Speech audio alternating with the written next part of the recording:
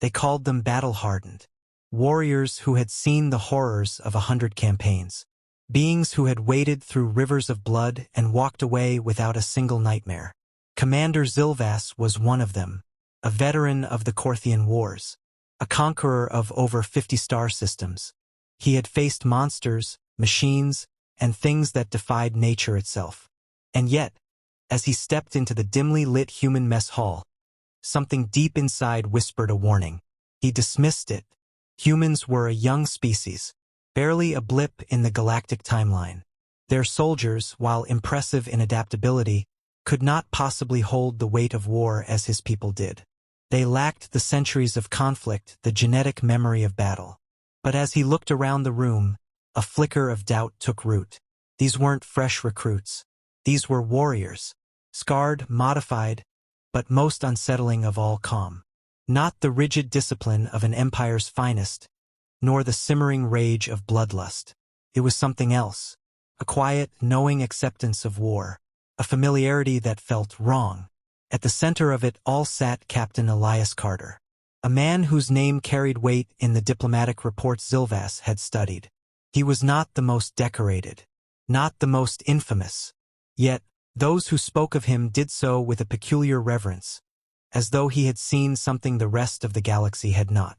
"Commander Zilvas," Elias greeted, raising a glass. "Welcome. Hope you don't mind the company." Zilvas took his seat, his eyes scanning the soldiers around him. "Your people have an odd way of treating war. Most species recount battles with ceremony, songs, great halls of remembrance. You sit in a bar." Elias smirked. "Ceremony makes war palatable. This," he gestured to the room, "this is how you remember it honestly." A glass was set before Zilvas. Amber liquid, human alcohol. He ignored it. "I was told humans have stories worth hearing." The room shifted. Conversations quieted. A few exchanged looks unreadable to Zilvas. Then, a man at the far end leaned forward, his face worn beyond his years. "Tell him about Vecta 7. A chuckle. Someone muttered, "Poor bastard's gonna lose sleep." Elias leaned back, exhaling slowly. "All right, Vecta 7. A pause. A glance around the room. It was supposed to be a delaying action. Buy time for the civilian transports. We were outnumbered, outgunned, and logistics were shot to hell. High Command told us to hold for a week. We held for 3. Zilvas frowned. 3 weeks? Against superior forces? Elias nodded. Barely had food. Water was rationed to sips. Ammunition ran dry. We resorted to knives, then rocks, then our bare hands. He took a sip from his glass. And still, they broke before we did. Zilvas felt an uneasy shift in his chest. That is not strategy. That is madness. No, Elias said, eyes dark. That's human nature. A new voice joined in. A woman, her voice steady, but her hands betraying the slightest tremor. You ever hear about the ice fields of Torga 9? Zilvas shook his head. Ever fought in sub-zero temperatures? She asked. Not the kind where your fingers go numb. The kind where your breath crystallizes in your lungs. Where the cold is a living thing, clawing at your bones. Zilvas had fought in harsh climates, acid storms, frozen voids, but what she described, it sounded unnatural. Enemy forces had thermal suits, she continued. State-of-the-art tech. We had rags. Fire barely burned. We lost feeling in our limbs within hours. But we kept fighting, even when the skin blackened, even when fingers snapped off like brittle twigs. Zilvas found his throat tightening. Why? You could not have won. We didn't have to win, she said simply. We just had to make them afraid of what it meant to fight us. Silence settled over the room. Zilvas exhaled. I've seen species fight to the death before. It is not unique to you. Fighting to the death is easy, Elias murmured. Fighting past it? That's different. A soft chuckle from another corner. An older soldier, his cybernetic eye glinting. Tell him about the whispers. Elias sighed. Are we really doing this? Come on, Captain, the man grinned. Give him something real to be scared of. Zilvas narrowed his eyes. The whispers. Elias drummed his fingers against the table. Ever heard of psychological warfare? Of course. Not like this, you haven't. Elias set his glass down. A unit of ours was captured, taken to a black site. The enemy did what they always do, tried to break them. Torture. Sensory deprivation. The usual. Zilvas nodded. That is war. Elias smirked. See, that's where you don't understand humans. Because those men and women, they didn't break. That is not uncommon, Zilvas countered. Some resist interrogation. You misunderstand. Elias leaned forward. They didn't just resist. They fought back. With nothing but words. They whispered to their captors little things at first. Lies. Secrets. Then the nightmares started. The guards began hearing voices. Seeing things that weren't there. Some slit their own throats just to make it stop. Zilvas stared. That is not possible. The old soldier laughed. You ever wonder why humans don't just use brute force? Because we know the mind is just as easy to break as the body. For the first time that night, Zilvas felt something foreign creep into his bones. A sliver of fear. Elias finished his drink.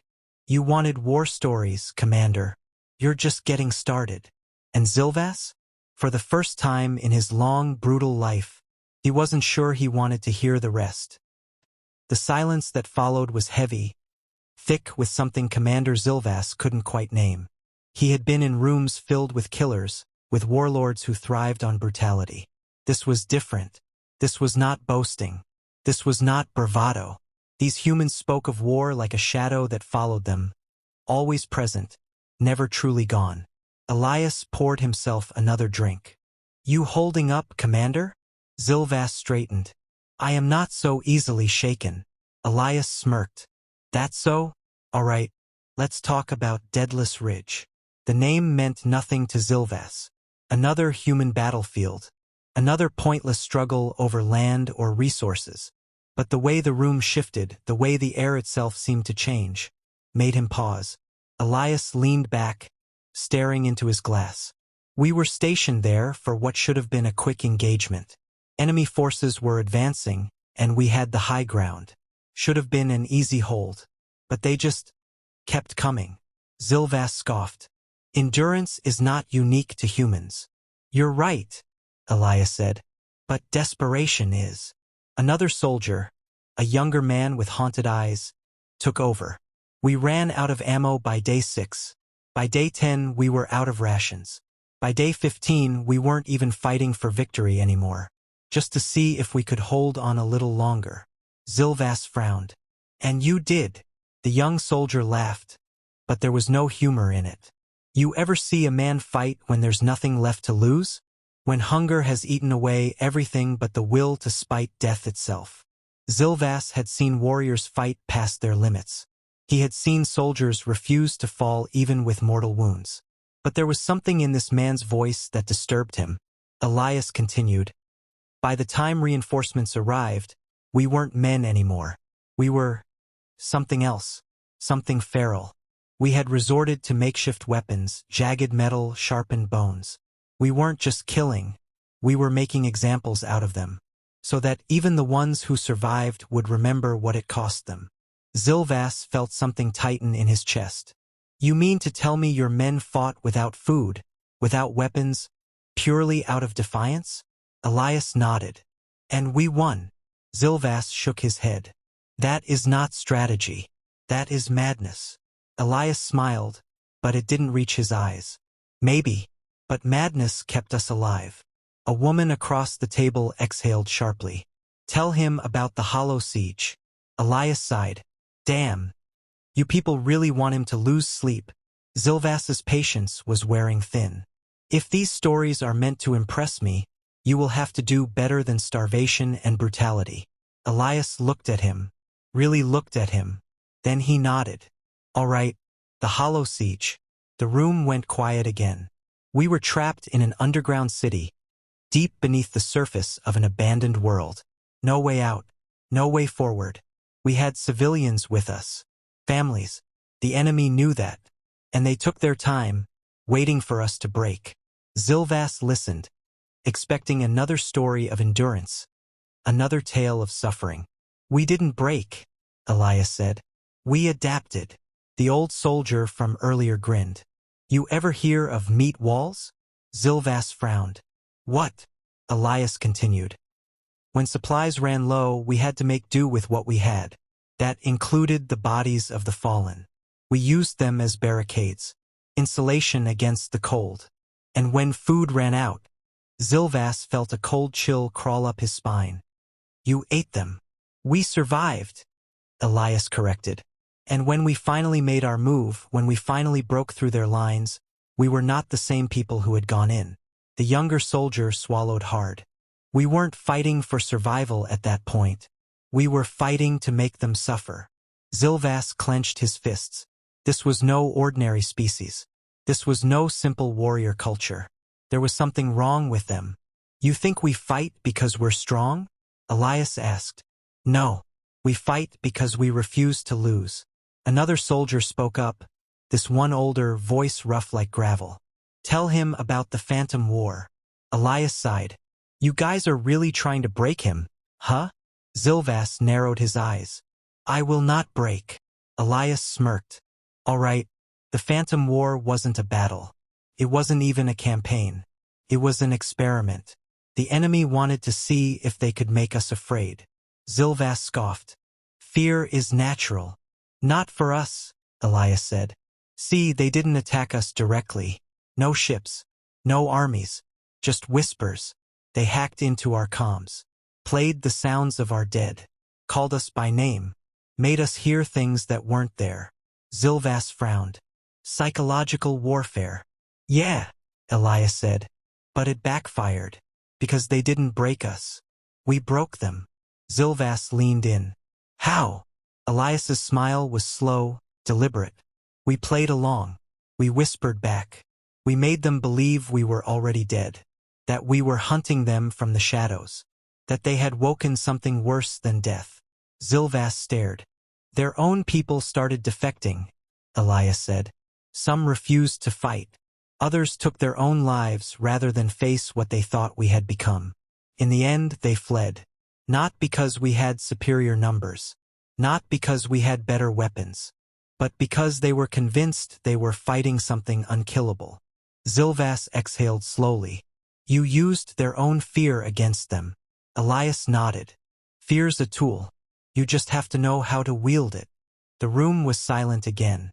Zilvas could feel the weight of their words pressing down on him. You came here thinking humans were just another species, Elias said. That we fight the way everyone else does. Zilvas swallowed. His throat felt dry. You wanted war stories?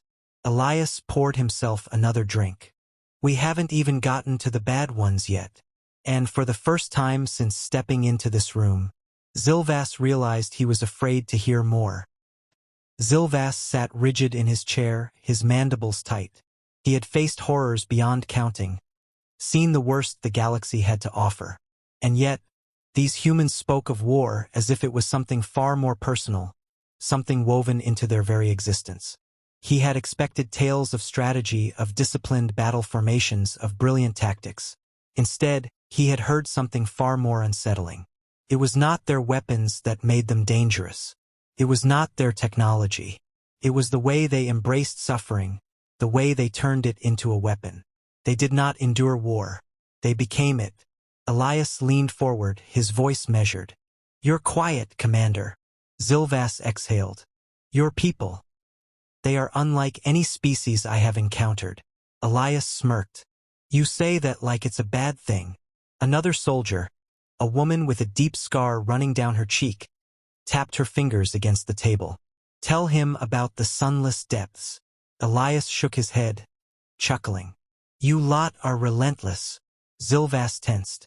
He had come to understand that every time they named a place, it was not just a battle. It was a wound, a scar on the human psyche that had never quite healed. Elias sighed. All right, the sunless depths. There was a shift in the room. The others leaned in, silent. It was a deep space mining colony, Elias began. Nothing special. No tactical importance.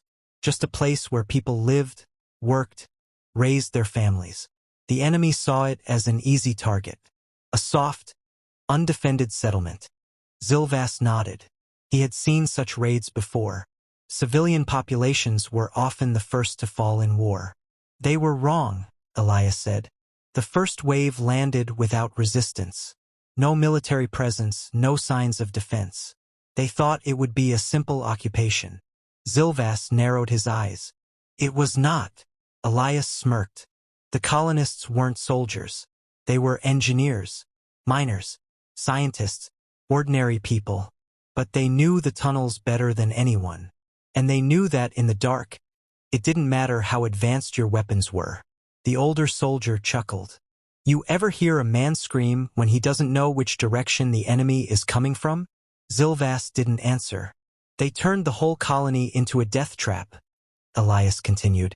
Collapsed tunnels, lured soldiers into dead ends, sabotaged their own infrastructure to drown entire squads in fire and debris.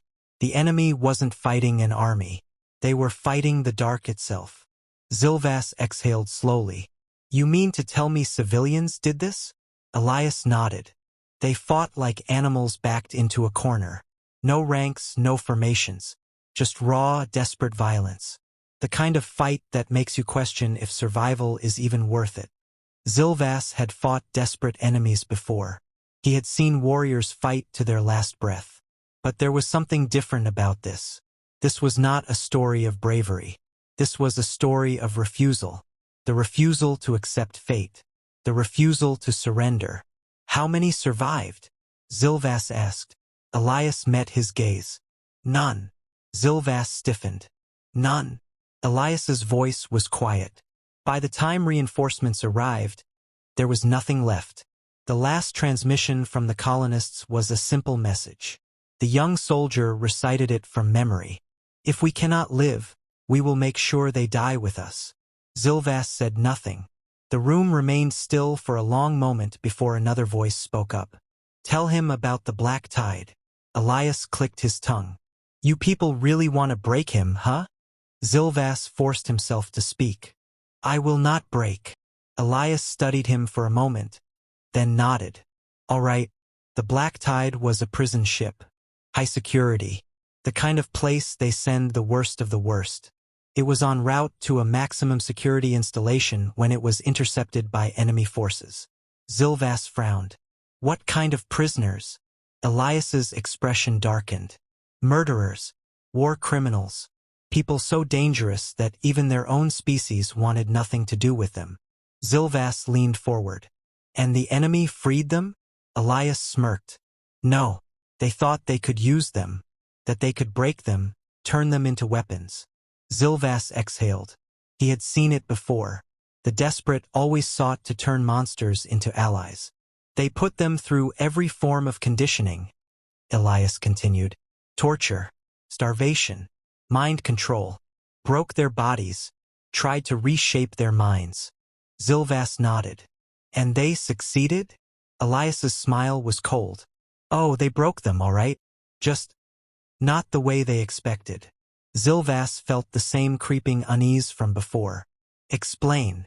The prisoners weren't just killers, Elias said. They were human killers. The kind of people who had already faced the worst humanity had to offer. You think you can break someone who's already broken? Zilvas stared. The conditioning didn't make them loyal, Elias continued. It just stripped away the last restraints they had left. When the enemy finally let them out, they didn't get an army. He leaned back. They got a massacre. Zilvas exhaled. They turned on their captors. Elias nodded. And then they kept going. They hijacked the ship, turned it into a floating hellscape.